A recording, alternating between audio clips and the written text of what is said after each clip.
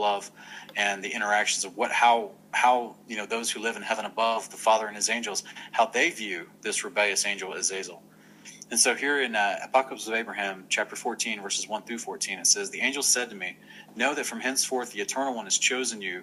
And by the way, this is talking to Abraham. I know we're kind of skipping some parts here, but this is immediately talking to Abraham. It says, "Know that from henceforth the Eternal One has chosen you. Be of good courage and use this authority so far as I bid you against him who slanders the truth. Should I not be able to put him to shame who has scattered over the earth the secrets of heaven and has rebelled against the Mighty One? Say to him, become the burning coal of the furnace of the earth. Go, Azazel, into the inaccessible parts of the earth, for your heritage is to be over those who are with you, the ones brought forth with the stars and clouds, and with the men whose portion you are, even those who exist on account of your being. Justification shall be your enemy. Now depart from me by your perdition." And I uttered the words that the angel taught me. And then the angel said to me, "Answer him not, for God has given him power over those who answer him." And the angel spoke to me again, saying, "However much he speaks to you, answer him not, in order that he may not have no free access to you, because the Eternal One has given him weight and will in this respect. And I did that which was commanded me by the angel, and no matter how much he spoke to me, I answered him nothing whatsoever." Yeah, this is fascinating, because this just reminds me of Eve in the garden, right? The moment she started speaking to him, he got it. Yeah. You know what I'm saying? Yeah, he had an alluring sense of, appeal, I guess. Like, it just... Well, Genesis says that he was more crafty than any other animal in the garden. More right? subtle than any other. Yeah, So that would make a lot of sense. I mean, this is where we get the cliche phrase of a serpent tongue. But that would make a lot more sense if we're getting this concept here that he's been given the weight and will in this respect, right? For those who answer him, he's been given power over them, or free access to them in some regard. So basically, the guy's a master word player, right? He can just, don't even talk to the dude, because he's going to get you somehow. Yeah. He's already 10 steps ahead of you in the conversation, so don't even talk to him. Just ignore him, resist the devil, and he will flee. Yeah. You know what I mean? So it's like, clearly, to me, this name is of amplifying Satan this is description of him being Azazel. subtle and clever and crafty. Yeah.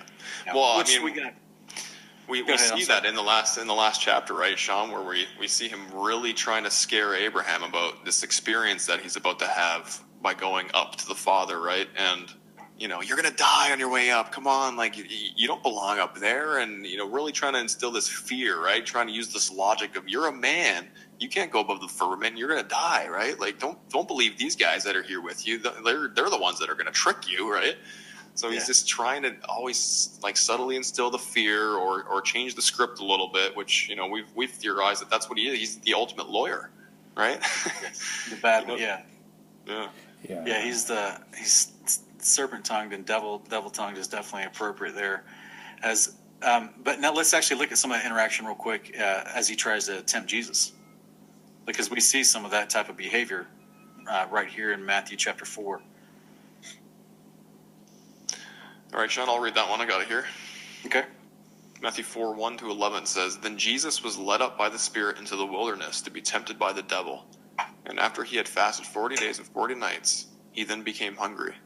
And the tempter came and said to him, 'If you are the Son of God, command that these stones become bread.' But he answered and said, 'It is written, man shall not live on bread alone, but on every word that proceeds out of the mouth of God.'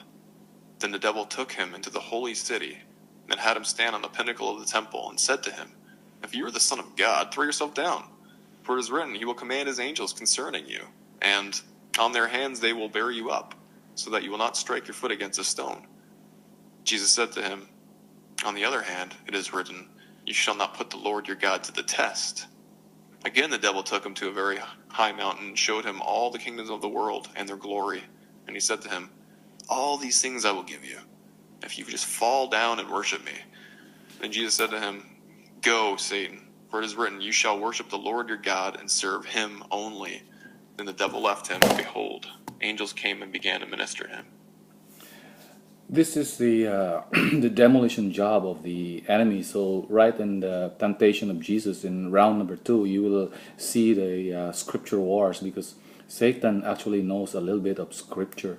Imagine he knows the concept of Psalm 91, where the angels will be in charge of you, so he doesn't, in essence, like you don't get hurt. So that's how crafty the enemy is. He knows a little bit of scriptures, but then Jesus also counters the enemy by quoting scriptures. So it is essential that you really know about scriptures, because in essence it's your ticket into surviving the tricks of the enemy. And you see in round 3 there's a lot of people that fall for this, because it's actually given all the riches. This is the money. In today's application, this is like the movie stars and the Illuminati stars professing that they sold their souls to the you know what, in exchange for money and for wealth. So round 3 is like the game where demolition job is for most people, because they just couldn't shake off with the with the abundance of wealth promised to them. So that's the concept. And this also ties up with the concept where Jesus says actually, like, it's harder for a rich man actually to go to pass through the eye of the needle than it is for the camel to pass through the eye of the needle. So right there and then, that's another scripture right there. So in essence, this world is a fallen world. The enemy is here. Sadly, the church doesn't even tell about us that this world is where the domain of the enemy is, the domain of Satan. But if you really dig deeper into these things, you will know. These people who are very much involved into exposing the enemy, there are ministries. They have PhDs. They have doctorate degrees, and they know this. The church really needs to do something about this to expose the enemy, because actually in scriptures it also says that evil needs to be exposed. It needs to be exposed.